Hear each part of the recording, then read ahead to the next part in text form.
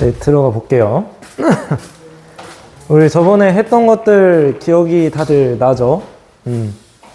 우리 저번에 이제 자본주의의 발달 과정 공부를 했고, 이제 경제 파트에 있어서 어떤 기본적인 이야기들을 좀 이야기를 했습니다. 이번 시간에도 조금 경제에 있어서 기본적인 이야기들을 좀 할 거예요. 그래서 이제 여기 제목 보면은 시장경제체제와 계획경제체제 이렇게 나와 있죠. 그래서 다양한 경제체제에 대해서 이야기를 한번 해보겠습니다. 그래서 우리가 자본주의 공부를 하면서 자본주의 특징으로 한번 하나 공부를 했었죠. 시장경제체제이다 라는 거 공부를 했었고, 그러면 이 경제체제 중에서 시장경제체제가 무엇인지, 또 시장경제체제의 반대에 있는 이 계획경제체제는 무엇인지를 한번 살펴보자고요. 자, 그러면은 경제에 있어서 가장 기본적인 이야기부터 우리가 한번 해볼게요. 자, 여기 하트 옆에다가 희소성 한번 써보시죠. 희소성. 희소하다라는 말은 무슨 말이겠어요? 희소하다. 그러니까 희소하다라는 말은 옆에 써져 있는 그대로예요. 사람의 욕구에 비해서 이를 충족해줄 자원이 상대적으로 부족한 상태. 그러니까 여러분들 갖고 싶은 건 많잖아요, 이제. 이것도 갖고 싶고, 이것도 갖고 싶고, 이것도 먹고 싶고, 저것도 먹고 싶은데, 우리는 다 먹을 순 없지. 다 가질 순 없어요. 돈이 없으니까, 이제. 자원은 한정되어 있으니까. 그렇기 때문에 희소성이란 건 이런 겁니다. 인간의 욕구는 무한해요. 자, 가로 안에다 써놓으면 돼요. 인간의 욕구는 무한한데, 이를 충족해줄 자원은 부족한 상태예요. 그러니까 누구나 가지고 싶은 것들을 다 가질 수 있으면 얼마나 좋겠어요. 그렇지만 이 세계는 희소하기 때문에, 자원들은 희소하기 때문에, 한정되어 있기 때문에, 인간의 욕망을 충족시켜줄 정도로 충분하지 않기 때문에, 우리 이 희소한 이 상황 속에서 우리는 선택을 해야 돼요. 선택. 그지? 그래서 우리 경제의 출발점이 바로 이 희소성인 거예요, 이제. 어쨌든 우리는 자원이 한정되어 있기 때문에 선택을 해야 되는데, 그게 바로 경제 문제라고 하는 겁니다, 이제. 이 희소성 때문에 경제 문제, 다른 말로 선택의 문제가 발생하더라.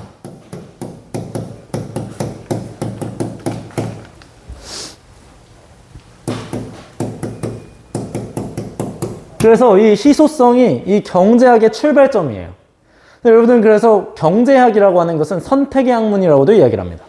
자원은 한정되어 있는데 이 한정된 자원 속에서 내가 어떤 식으로 선택을 해야 되겠는가, 이런 것들을 판단하는 학문이 바로 경제학이다, 이 정도 확인하시면 되는데, 근데 이때 우리 선택하는 문제가 경제 문제잖아요. 이 경제 문제 중에서도 우리가 가장 기본적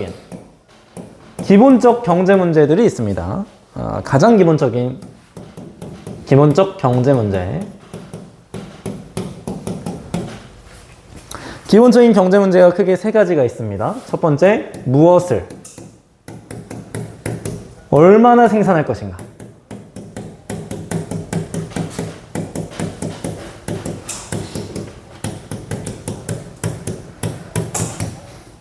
뭔가를 만들어내는데 자원은 그렇게 충분하지 않아요. 한정된 자원을 가지고 물건을 만들어야 되는데, 자, 그럼 이 한정된 자원을 효과적으로 활용하기 위해서는 내가 어떤 물건을 잘 만들 수 있을지, 그 생산물의 종류와 수량을 결정하는 게 좋겠죠. 자, 그래서 무엇을 얼마나 생산할 것인가는 생산물의 종류, 수량을 선택하는 거예요. 내가 지금 이 물건을 만들 자원이 부족한데, 한정되어 있는데, 이 한정된 자원을 가지고 어떤 걸 만들어내는 게, 어떤 종류의, 얼마나 만들어내는 게 효율적일 것인가, 이거를 따지는 것이 첫 번째 경제 문제고요. 자, 두 번째, 자, 어떤 거를 만들고 얼마나 만들지를 결정을 했다면, 그걸 어떻게 생산할 건데?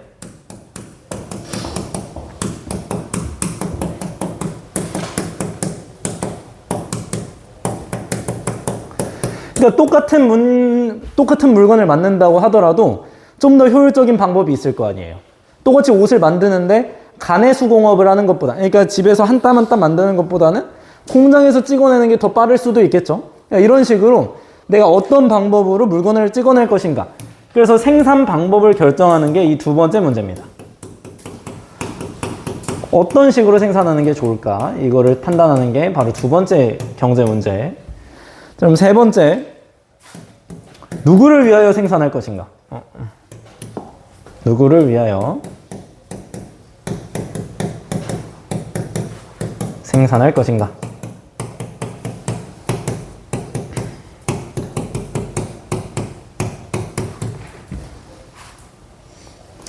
그래서 이거는 생산물의 분배 방식에 있어서 어떤 분배 방식을 취할 것인가 선택을 하는 거죠, 이제. 그리고 물건을 만들어냈어요. 어떤 종류의, 예를 들어서, 화려한 옷을 한 10벌 정도 만들었고, 생산 방법은 공장을 통해서 만들었어요. 선택을 했잖아요, 그죠? 자, 그럼 이렇게 생산된 거를 어떻게 나눌 거냐, 이거예요. 어떻게 나눌 것이냐. 그래서 이 분배제에 관해서 어떻게 분배하는 것이 정의로운 것인가를 우리가 이미 공부를 했으니까, 이게 통합적으로 연결될 수 있다라는 점 확인을 하시고, 자, 그러면, 자, 이렇게 확인이 됐다면, 이렇게 경제 문제가 문제예요, 지금.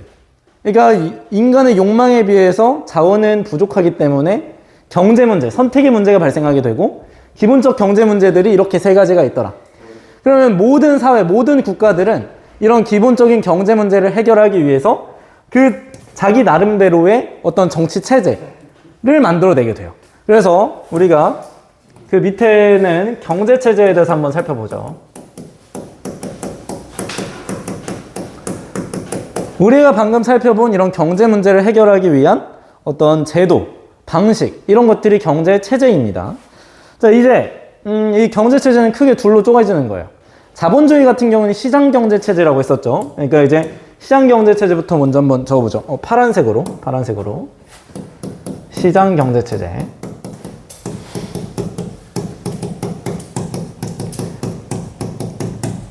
시장 경제 체제는 말 그대로 시장 원리에 따라서 경제 문제를 해결하자라는 것이고, 자, 이거에 좀 반대되는 친구가 바로 계획 경제 체제입니다.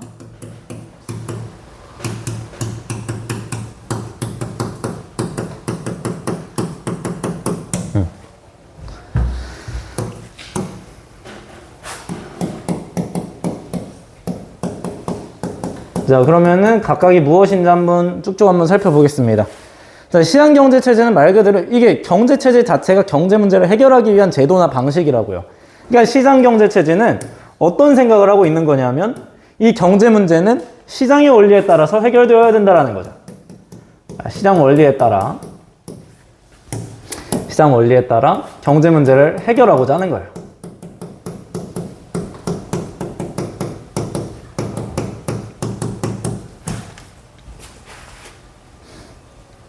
그러니까 돈의 논리에 따라서 경제 문제를 해결하고자 한다라는 거죠. 뭘 얼마나 생산할 거야? 소비자의 니즈에 맞춰서 이렇게 생각을 하는 거죠. 생산자와 소비자가 만나는 이 지점의 수량을 그만큼의 물건을 만들고 이러자. 그러니까 시장 원리에 따라서 하자라는 거죠. 소비자들의 니즈에 맞춰서 생산자들은 종류를 결정하고 수량을 결정하고, 그리고 이제 생산 방법도 좀 더 효율적으로 어떻게 하면 내가 돈을 더 잘 벌어낼 수 있을 것인가, 이런 거에 포커스를 맞춰서 경제 문제를 해결하려고 한다라는 거죠. 근데 이제 계획경제체제는 그렇지 않습니다. 시장 원리에 따라서 경제 문제를 해결할 게 아니라 정부의 계획과 명령, 통제. 자, 정부의 계획과 명령, 통제, 이런 거에 따라서 경제 문제를 해결해야 된다고 보는 것이죠.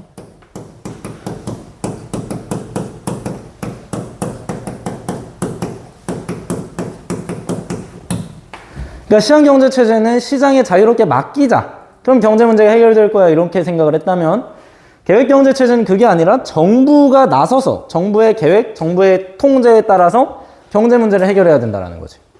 그지? 뭘 얼마나 생산할 거야? 이거는 이제 우리 북한 생각하면 돼, 북한. 북한의 물건을 만들어낼 때, 얼마나 생산할 건가요? 이거 장군님의 말씀에 따르고. 이런 거예요, 이제. 장군의 말씀을 따릅시다. 이게 계획경제체제인 거지, 이제.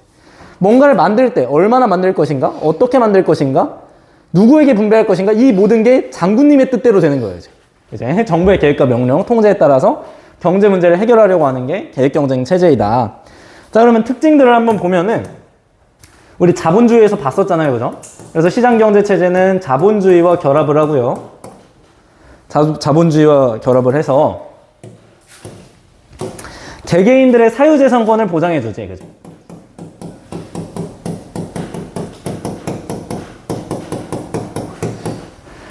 그러니까 내 거라는 개념을 확립시켜준다고요, 이제. 내 거의 개념을 확립시켜준다고. 그렇게 되면은 사람들이 내 거를 많이 가지기 위해서 열심히 노력하게 되고, 자, 그렇게 된다라는 거죠, 이제. 그리고 이제 이 자원이 분배되고 경제 문제를 해결하는 데 있어서 이 핵심이 뭐였어요, 이제? 아이고. 시장 가격이지, 시장 가격.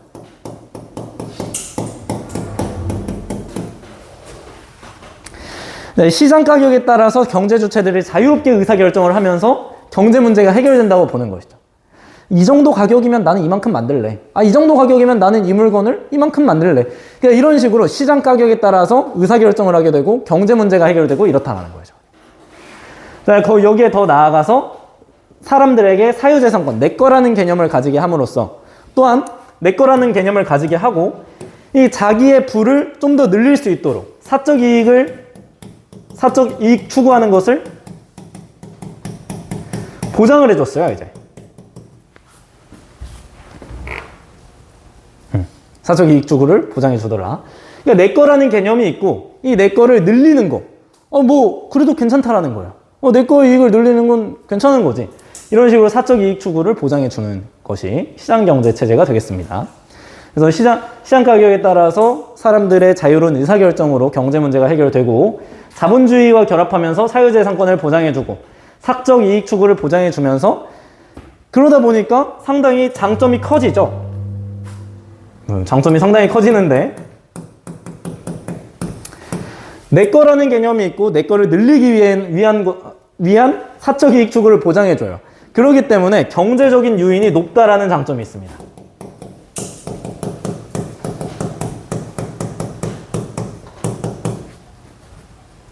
경제적 유인이라고 하는 것은 끌어당긴다라는 뜻이에요. 유인한다 이런 말 들어봤잖아요, 그죠? 그러니까 경제적인 측면으로 유인하는 거예요, 이제. 아, 너 돈 많이 벌고 싶어? 그럼 네가 열심히 일하고 뭐 이러면 돼. 그러니까 열심히 일하면 일할수록 더 많이 가져갈 수 있어. 사적 이익 추구를 보장해주고 있으니까요. 그러니까 경제학에선 사람들이 이기적으로 봐요. 이런 이기적인 사람들은 이런 시장경제 체제 아래에서 뭔가 경제적으로 유인이 되게 되고 그렇기 때문에 이제 너 열심히 하면 돈 많이 줄게. 너 열심히 안 하면 돈 안 줄 거야. 이런 식으로 열심히 할 수 있도록 경제적인 유인을 제공해 줌으로써 사람들의 창의성을 촉진하고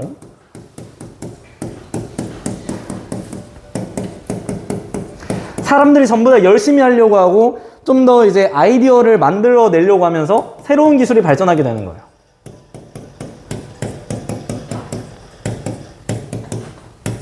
그러니까 지금의 기술 발전도 전부 다 자기의 어떤 이익을 늘리기 위해서 사람들이 기술을 계속 발전시켜 온 거예요. 어떻게 하면 내가 돈을 잘 벌 수 있을까? 이런 생각 속에서 좀 더 편리한 기술들이 계속 나타나게 된 거죠, 이제. 그러니까 시장 경제 체제 하에서 이런 게 가능하다라는 거죠. 그러니까 이 시장 원리에 따라서 경제 문제를 해결하려고 하기 때문에 이 생산자들이 소비자의 니즈에 맞춰야 돼요. 많이 팔고 싶으니까. 그러다 보니까 새로운 기술, 창의적인 생각 이런 것들이 강화되는 거죠, 이제. 그러다 보니 사회 전체의 효율성도 상당히 높아지더라라는 장점이 있는 겁니다.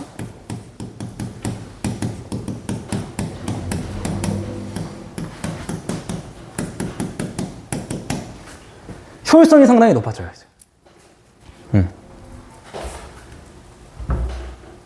그러니까 사람들의 이기적인 욕망 이런 것들이 지금 이 경제를 발전시켜갖고 사회 전체를 효율적으로 만들어 왔다라고 생각을 하고 있는 것이죠. 이런 장점이 있습니다. 어떤 이기적인 욕망에 의해서 이런 식으로 사회 전체적인 효율성이 증대되는데 문제는 단점이 있어요. 너무 효율성만 치중했잖아요, 그죠? 너무 효율적인 거, 뭐 발전이 제일 중요해 이러고 있기 때문에 빈부격차가 커집니다. 그러니까 누구나 자기 거를 많이 가지고 싶은 생각이 있어요. 자, 그러면은 이미 많이 가진 자들은 나쁘지 않아요. 왜냐면 나는 이미 공장도 있고 이미 땅도 있고 이러니까 이걸 가지고 내 이익을 추구하면 돈 많이 벌 수 있어. 근데 문제는 가난한 사람들, 땅도 없고 집도 없고 노동자의, 그러니까 자본가의 어떤 공장에서만 돈을 벌어낼 수가 있어. 이런 상황에서는 빈부격차가 커질 수밖에 없다라는 거죠. 자본가들이 모든 공장을 사유하고 있기 때문에, 공장, 토지 이런 것들을 다 사유하고 있기 때문에 노동자들은 그 자본가의 착취에서 벗어날 수 없다라는 거예요. 해서 빈부격차는 커지게 되고 형평성이 저해되더라라는 거죠. 아이고. 형평성 저해.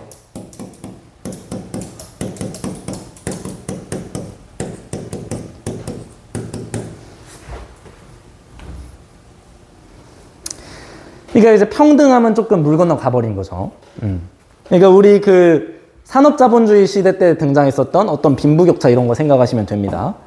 자, 그러면서 이제 단점 밑에 쭉 한번 읽어보면 급격한 경기 변동이 일어나면은 사회 안정성이 저해돼요. 그러니까 대공원 같은 게 터지면 문제가 커진다라는 거죠. 그래서 세 번째, 환경오염 문제를 해결하기 어렵습니다. 왜냐하면 전부 다 사적 이익만 추구하기 때문이죠. 내 이익을 키우는 게 최고지, 뭐 환경 문제? 이걸 내가 왜 추구해야 돼? 나는 내 이익 보장하기도 바빠. 이런 식으로 돼버린다라는 거죠. 그러면서 환경 문제를 해결하기가 어렵습니다.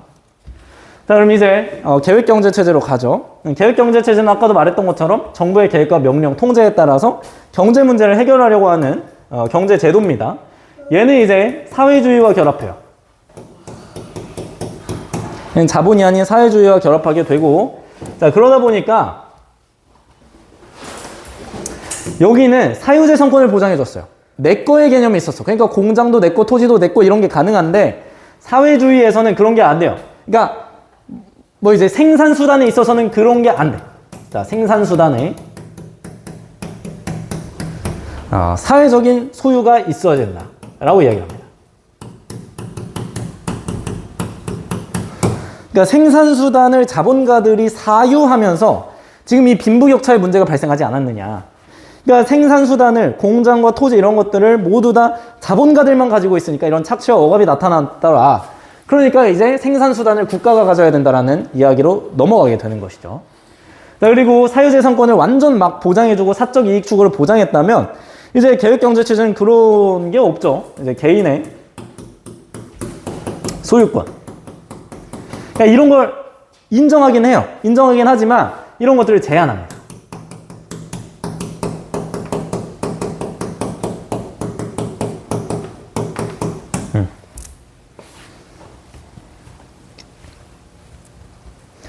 내가 이 휴대폰을 가지고 있는데 이제 우리 북한 또 떠올려 보세요. 이제 우리 김정은 장군님이 가지고 싶대. 그럼 어떻게 줘야지 이제. 그러니까 개인의 소유권과 선택권은 제한됩니다. 그러니까 너무 극단적인 예를 든 건데 이제 사회 공익을 위해서 개인의 소유권과 선택권은 일정 정도 제한될 수 있다라는 것입니다. 자, 그리고 장점 단점은 이거 서로 크로스하면 돼요. 이제 시장경제체제의 문제가 빈부격차가 발생한다라는 거였다면 이제 이 계획경제체제는 이 빈부격차를 어떻게 해소해보자라고 하면서 등장했단 말이죠. 그래서 형평성을 강조하죠.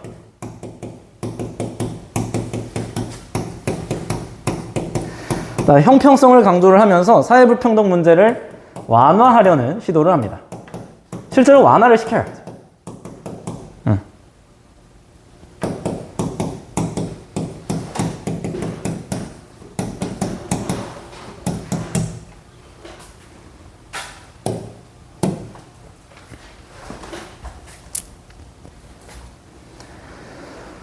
자, 두 번째 단점. 그러니까 이 파란색 색깔 맞춘 이유는 이게 서로 크로스가 되기 때문에 그런 거예요. 자, 두 번째 장점. 사회 주요 목적.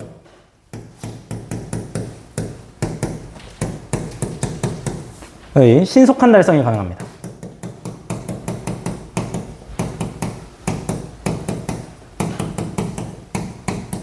그러니까 이게 무슨 말일까, 이게. 사회 주요 목적이라고 하는 건 이런 거예요. 또 북한을 떠올려 보세요. 북한이 사회주의 체제니까. 이걸 떠올려 보면 우리 또 이제 김정은 그 장군님께서 뭐 이걸 하겠대. 뭐 평양에 뭐 신도시를 짓겠대. 목표가 정해졌어요. 만들어야 돼, 이제. 수령님이 만들래. 그러면은 총살당하고 싶지 않으면 빨리 지어야지. 그치? 그러니까 이제 사회 주요 목적이, 그러니까 누가 정부에서 정했어. 그러면 이거 신속하게 달성 가능하다라는 거죠. 국가적인 정책, 정책적인 측면에서 추진을 해버리니까 적극적인 신속한 추진이 가능하다라는 거예요. 그지? 자, 그렇지만 역시나 단점이 명확합니다. 계획경제체제 같은 경우에는 약간 개인의 소유권, 선택권을 제한하고 형평성을 강조하다 보니까 형평한 걸 너무 강조해요. 그러다 보니 경제적 유인이 부족합니다.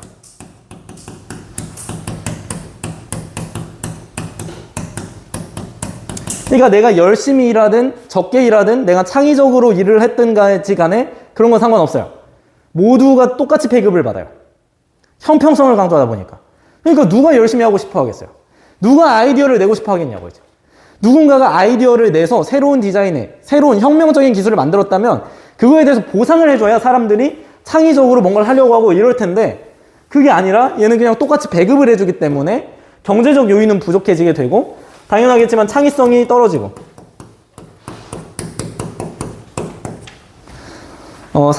더 나아가서 사회 전체의 효율성이 떨어지게 되는 거죠.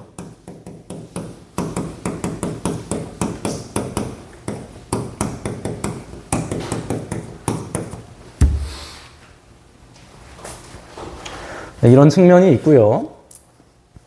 자, 여기까지 다 쓰면 나는 다시 앞으로 올라갈 건데 여러분들은 괄호 3번에 계속 쓰면 돼요. 이제 여기 공간이 부족하니까 자. 자, 그러니까 이제 시장경제체제도 계획경제체제도 명확한 장점과 명확한 단점이 있어요. 그지? 명확한 장점과 명확한 단점이 있으니까 이제 이 둘을 섞자 이런 얘기가 나오는 거죠. 이 둘을 섞자. 그래서 괄호 3번에 써 넣으면 돼요. 이제 괄호 3번 혼합경제체제. 혼합경제체제.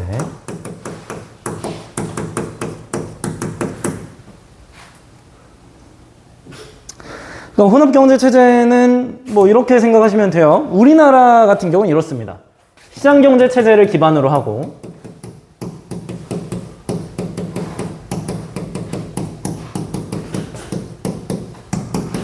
계획경제체제 요소를 혼합했어요.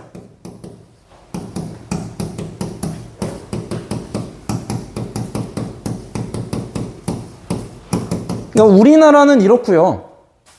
자본주의 국가니까. 그리고 또 대부분의 나라가 이렇습니다. 대부분의 나라가 그렇다라는 거 확인하시고 어쨌든 혼합경제체제의 핵심은 둘이 혼합됐다라는 이야기인 것이고 근데 여기서 중요한 건 혼합경제체제는 그냥 혼합됐다라는 거 정도지 중요한 건 시장경제체제와 계획경제체제를 구분할 수 있어야 됩니다. 자, 그럼 여기까지 됐다면 문제 한번 풀어보세요. 문제 한번 풀어보시고 아직 다 안 했어?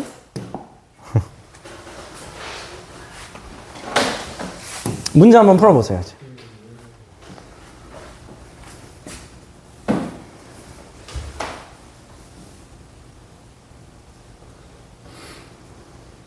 자, A는 그러니까 문제가 지금 생략이 돼버렸는데 A랑 B가 계획경제체제 아니면 시장경제체제입니다. 이렇게 알고 있으면 돼요.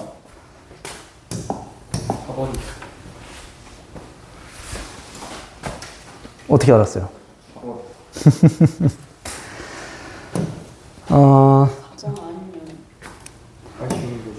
자, 따끈따끈한 문제 가져왔고요. 올해 9월 여러분 선배들 고3 학생들 모의고사 문제입니다. 모의고사 문제고 자 어딨니?